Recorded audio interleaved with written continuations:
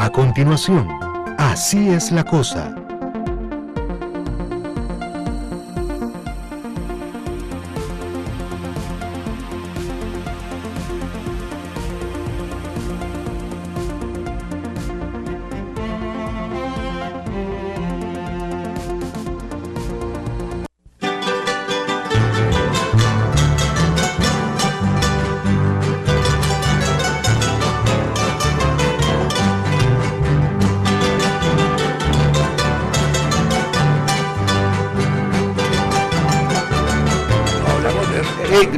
Así es la cosa.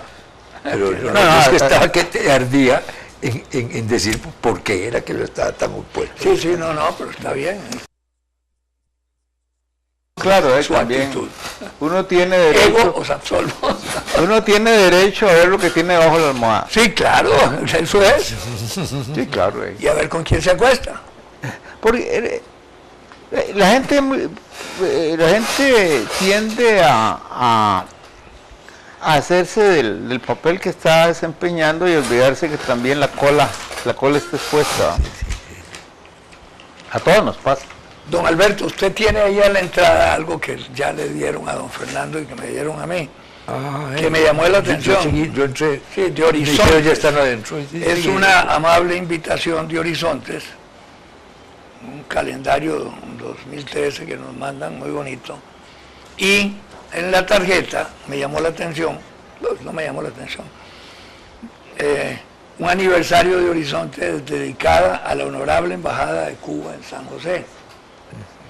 El programa Horizontes. ¿Por qué llamar honorable las embajadas? Yo no sé. Ahí Bueno, sí, me pregunto yo, no parece una cursilería, pero... Y lo más curioso, tanto que te reíste vos, es en el Club Unión. Sí. O sea, la Embajada de Cuba en el Club Unión, que es sectaria, según dijiste vos una vez, el Club Unión. Ya no, ya se ha democratizado totalmente.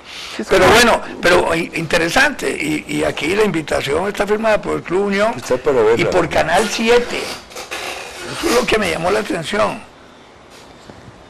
Yo no conozco al embajador de Cuba, no. Y en realidad yo no tengo...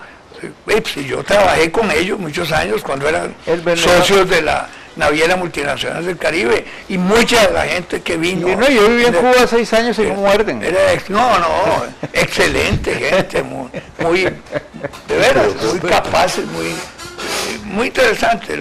No, mira, desde que no hay Guerra Fría, ya no hay anticomunistas. ¿Verdad que sí? Ya no importa. Sí. Bueno, es que la verdad es que... No, el problema era que la segunda potencia militar del mundo era comunista. Sí, no, es lo que tenía ocultado tanta gente. Ahí se habla mucho y es constante de la revolución cubana, etcétera, etcétera. Yo siento que se trata de una simple dictadura, es decir, con ciertas limitaciones a cierta gente, pero señalar así taxativamente marxistas yo no las encuentro. Definitivamente no, como no los encuentro en China menos. ¿Qué fue? Bueno, ¿vos qué opinás? A mí me interesa tu opinión. De verdad me interesa. Es que hasta ahora en política, yo te voy a decir. Yo no he visto conocido. No me lo has preguntado a mí, pero te lo pregunto, pero un régimen químicamente puro todavía está por inventarse. Sí, pero ¿cuántos en este mundo se pasean con una rosa roja en la solapa llamándose socialdemócratas? Mira, a mí me tocó en una de las reuniones que asistí yo como secretario general de Namucar, en la casa de protocolo, nos recibió Fidel. ¿Sí? Además yo lo había conocido en la Soda Palas. Te hicieron el exorcismo después. En la Soda Palas, antes de todo eso, cuando vino el grupo de cubanos a ayudar, cuando la invasión aquella del 55, etcétera. Y estaba Fidel perorando, como era costumbre en él, que no terminaba de hablar sobre un tema y sobre otro, con una memoria, ojalá elefante. Un mastodonte, ¿cómo se llamaban los elefantes antediluvianos? Los más grandotes. los de aquellos, como fuera, porque la memoria era algo, pero asombroso. No puedo contar el cuento. Bueno, Sí, porque estoy contándolo. no. En una esquina, por allá, con un grupo pequeño, estaba el jefe del Partido Comunista, ¿cómo se llamaba? Ahorita, me acuerdo. Un tipo muy ideólogo. Que él había nombrado jefe del Partido Comunista. No, era un ideólogo. Lo había nombrado Blas Roca originalmente, que era el jefe. Y claro que estaba apoyando la revolución, pero lo cierto es que estaba aparte con un grupo. Y nunca se me olvida que el delegado mexicano, muy inteligente, le preguntó, vea, don Fidel, ¿y por qué aquel? Y dice, es que él piensa diferente, ese es mexicano, el acento cubano. Oye, mi hermano, es que él piensa diferente, tenemos algunas discusiones sobre detalles. Es decir, no había una relación así como para que estuviera en el círculo de Fidel, porque era demasiado ortodoxo, dice, demasiado ortodoxo. Sí. Bueno, ahí está bien. Por eso, qué interesante eso que dijiste, es decir, el químicamente puro, qué difícil es, ¿verdad? Claro. No hay. Fidel era un líder nato, que yo creo que tenía algunas cosas de comunista según él, pero para mí no era comunista, ¿verdad? Fidel era fidelista, definitivamente. Tenía un don de mando tremendo, ¿verdad? Y a las multitudes las exorcizaba, porque esa es la realidad. Y el otro era un ideólogo marxista, leninista, pero ni pinchaba, le decían cucharita, ni pinchaba ni cortaba. Lo que pasa es que siempre Carlos, va a haber el problema de que en una estructura que reúne a mucha gente, Sí, claro. y pero el caso de China, todo el mundo se asombra de ciertas cosas. Ahora cambió todo el régimen. Si es un Estado que acobija a 1.300 millones de personas, Sí, no hay allá adentro. claro. Y luego el Partido Comunista Chino No se puede ir preguntándoles de uno en uno. Bueno, ahora sí, claro, vos me dijiste que querías opinar sobre el asunto. Bueno, Os cedo la palabra. es que hay una cosa, yo siempre he sostenido que el gran derrotado del siglo XX no fue Marx, fue Lenin. Bueno. Lenin trató de adaptar las ideas marxistas o las ideas de Marx a la realidad rusa. De acuerdo, Entonces, que era el país menos apropiado para incorporarse a Entonces, las ¿qué ideas de hizo? Marx. Impuso ahí una dictadura a la rusa. Y llegaron a decir marxismo, leninismo, estalinismo, como si fuera una sola vaina, eran tres cosas distintas, sin un solo Dios verdadero. ¿Y Sí, qué no, pasa? ¿qué pasa? Pues que hoy el leninismo desapareció. El gran... No desapareció. ¿Dónde está? En la Unión Soviética todavía. Existe. Claro. Y se está fortaleciendo. No. Entonces, no. Ok. Yo estoy dando el presente y vos estás prediciendo el futuro. No, ok. No predigo. Pero a ver, en este momento el leninismo no está gobernando ningún país del mundo. Bueno, yo diría que en No, China no. sí. No es el No, hombre. Claro. Lo que pasa es que... No. ¿Qué tiene que ver China con la dictadura de Stalin? No tiene nada. Perdón. Las características funcionales de esa dictadura son, no como Stalin.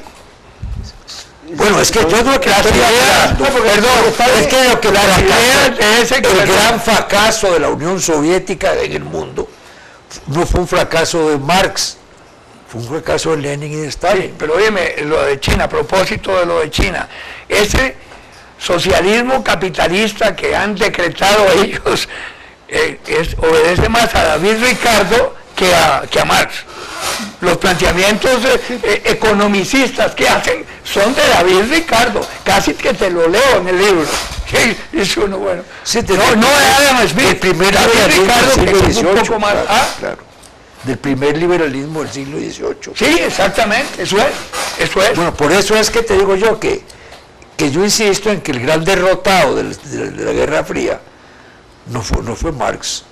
No, Marx nunca fue Lenin. Sí, Marx era un filósofo, un ideólogo, por que eso lo embarcaron con el manifiesto comunista, lo embarcó su socio, definitivamente, porque no coincidía, el manifiesto era muy político y no coincidía con la recuerda una conversación que estuve yo una vez, una de las pocas que tuve, muy afectuosa, con don Pepe Marín Cañas. Ajá.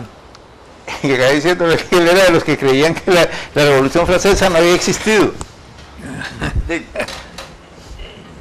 Bueno, no dejaba de tener razón. Faltan muchos siglos para examinar eso. Mira, yo tengo la impresión de que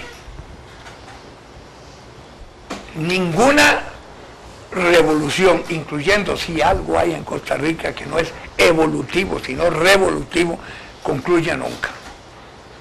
¿Por qué? Porque depende del comportamiento humano, de las nuevas generaciones, cómo van observando, viendo y actuando frente a determinadas realidades. Y entonces hay un proceso que siempre es revolucionario, definitivamente, y no se detiene jamás hasta que desaparezca la humanidad como tal. Salen grupos de estudiantes nuevos todos los años, y a mí me tocó vivirlo muy claro, porque yo estudié Derecho hace 1000 años, y después volví a terminar, y me tocó ya unos estudiantes nuevos, gente con otras ideas que me abordaron y llegaron a explicarme para ver si me unía a esos grupos un poquito revoltosos del ¿cómo se llamaba? Donde se sentaban ahí, el pretil. Del pretil. Bueno, sí. Pero ya ves, ese pretil ya fue superado. Bueno, en el PAC está abundantísimo. Bueno, yo sé, pero lo que te quiero decir es que no es un proceso evolutivo el de la humanidad en ningún país del mundo. Es revolutivo, hay una revolución permanente. Y ¿qué vamos a hacer? Contra eso no se puede hacer nada. Es la humanidad. Es la humanidad que avanza. Por eso, de manera que ninguna revolución ha concluido, ni ha terminado, ni se ha sustentado verdaderamente. Recordé algo que he leído, que tiene 3 líneas, por lo tanto. Yo lo superfluo y el error. La costumbre persevera mientras ayuda a sobrevivir y se extingue cuando pierde tal función. Ajá. La tradición, en cambio, persevera porque ayuda a convivir y solo se extingue cuando desaparecen los organizadores de tal convivencia. Ajá. Fíjate que yo no le digo eso. ¿Cuándo es que desaparecen? La pregunta que me hizo, ¿y cuándo es que desaparecen? Cuando dijiste que el leninismo persistía en la Unión Soviética, bueno, la Unión Soviética no existe. Yo sé, yo no dije no, dije en Rusia. Pero en Rusia, no, es Unión Soviética. Sí, claro que pido perdón. No, pero está perdonado. Te le escuchas. Perdonado sois. Pues claro que siempre habrá personas que creen en Lenin. Pero no, eso está creciendo. Ese es el partido. Claro, de Rusia. Y frente a las cosas de Putin, ¿verdad? Que a mí no me disgusta Putin, lo confieso, me parece una persona, un líder nato, ¿verdad?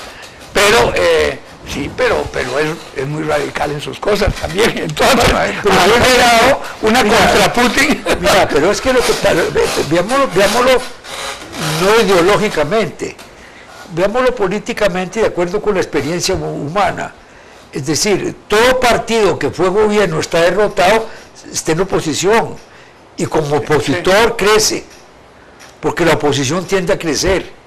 Pero yo no veo el menor peligro de que en Rusia vuelva a instalarse el estalinismo. No, pero por eso, el estalinismo porque en Rusia no volvería a haber un dictador georgiano. Sí, aparte de georgiano. Pero yo no sé.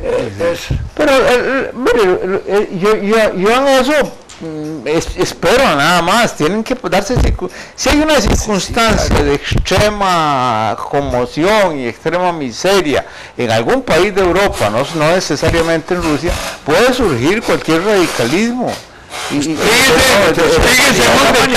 Fíjese un detalle muy interesante. Vos en alguna oportunidad hablaste de la Merkel, dijiste la Führer Merkel, y yo me puse a pensar y a analizar cada vez que ella interviene, es radical, como el carajo, perdón. La Merkel. Angela Merkel. Es radical y se sostiene gracias a su radicalismo, ¿eh? porque plantea unos debates y es furibunda discutiendo. Lo más siniestro que pueden pensar, no es que lo esté pensando yo, pero lo más siniestro que uno podría pensar es que Merkel es a Putin lo que es, estoy hablando de regla 3, Merkel es a Putin lo que Hitler era a Stalin, y bueno, nada más siniestro que eso, ¿ah? Bueno, es que dijiste una gran verdad. Bien, regla de 3. Esta regla de 3, pero es muy certera. Bueno, es muy certera. Piense usted que no le veo ninguna tendencia dictatorial. Es que no es la tendencia, por eso, ¿no? es la actitud. Es radical en sus ideas. Los alemanes no lo sienten. Pues no las impone a la fuerza. Y Hitler acaso las impuso a la fuerza. Y la fuerza fue electo y reelecto. Bueno. Hay un espíritu extraño en el pueblo alemán. Digo yo por decir algo extraño. Hay que ver qué piensan, por ejemplo, los viejos griegos que vivieron en la Segunda Guerra Mundial de Merkel, los que tuvieron que irse a las cuevas a ver cómo salían de los alemanes. Sí, uno no tiene, eso nada seguro. Además, existe la biología, don Alberto, y yo en eso, si una multitud, como le pasó a los visigodos allá en las orillas del Danubio, no tiene que comer, en un momento dado vende a los hijos y los cambia por perros para poder comer perros, eso pasó. Pero luego, no pasaron muchos años, esos mismos visigodos estaban vengando de los romanos, cuyo ejército les había hecho esa barbaridad, y estaban saqueando Roma. Es la biología, Alberto. Sí. Hay que comer, y si se necesita comer, se invade Italia y se le roba el trigo a todos los italianos y los dejan muriéndose de hambre a ellos, ¿verdad? Y ese tipo de cosas. Es lo delicado. Hay una carta que pocas veces se habla de ella, una carta que le envió Hitler a Roosevelt, explicando, sí, en el libro de la auge y caída del Tercer Reich, ahí está una carta en que le explica las razones fundamentales ahí donde habla de la necesidad de territorio, de las necesidades puramente casi biológicas en muchos aspectos, y le dice, ustedes en los Estados Unidos así, le dice, tienen de todo, son un país enorme, rico, que tiene, eso no es igual en Alemania, no juzgue antes de ver las cosas tal y cual. Bueno, a mí me llamó la atención siempre esa carta, no porque fuera partidario de Hitler, ni mucho menos, pero la carta toca unos puntos muy sensibles y reales de la vida. Vos todo el mundo sabe que el problema de Alemania, y eso es decir, recuerde que esta guerra fue la tercera. Sí, claro. Alemania se encontró convertida en potencia industrial sin mercados. Sí, así es, claro. Eso lo sabemos. Sin mercados es sin trigo. A ver, tuvieron que bueno. Entonces inventaron la guerra del 70 contra Francia. Mentira, eran contra Inglaterra. La cuestión es que como eran nietos de la reina Victoria, no pueden declarar la guerra a Inglaterra, sino que se iban a provocar a Inglaterra para que Inglaterra les declarara la guerra a ellos. Entonces atacaron. Francia era un pretexto. Sí, y la guerra del 70 Francia fue un pretexto. Y en el 14 Francia fue un pretexto. La cosa era con Inglaterra. La prueba es que si después de la Segunda Guerra Mundial desaparece el Imperio Británico, desaparece la agresividad alemana. ¿No te acordás de aquel chiste que circuló en aquel tiempo que decían que ese era antes de Churchill, se llamaba Chamberlain, que dijo, nosotros pelearemos esta guerra hasta el último francés? Es el chiste que se lo sacaron. Haremos esta guerra hasta el último. Es un chiste alemán. No sé. No, pero hombre, ¿quién lo va a haber inventado? Yo no sé, pero circuló esa época. Los alemanes de la joda, pero los guatemaltecos, los bolivianos que inventaron ese chiste, ¿verdad? A los colombianos. A propósito de guatemalteco, Alberto, ya que lo menciona, mira que estaba leyendo unas estadísticas, unas estadísticas prospectivas que dicen que en estos 15 años que vienen la población de Centroamérica aumentará en 11 millones de habitantes. Sí, y al cabo de esos 15 años, más de la mitad de los centroamericanos serán guatemaltecos. Y a mí eso no me asusta, pero realmente me pone a pensar, ¿verdad? ¿Pero cuántos son ahora los guatemaltecos? Yo no los he contado, pero sé que son muchos. Pero es que son Pero imagínese. el sector indígena se reproducen como cuilos. Y además, bueno, eso con el país con más peligro de hambrunas de Centroamérica, Sí, claro. todo, pero bueno, es terrible eso. Pero bueno, así es la cosa y uno no puede cambiarlo. Y seguirá siendo así sobre nuestros cadáveres de ustedes. Y tiene que ver con esa cuestión. Sobre nuestros cadáveres de vos. Porque ¿quién? ¿Sus cadáveres? De vos, dijo Cantinflas. Y pasará sobre mi cadáver de vos. ¿De qué? De vos, de tú, de ti. De tuyo, de mi cadáver tuyo. de los demás. Bueno, dicen que De cabeza, ¿viste lo que Sí. no dijo que aterrizáramos, dijo que nos fuéramos en picada.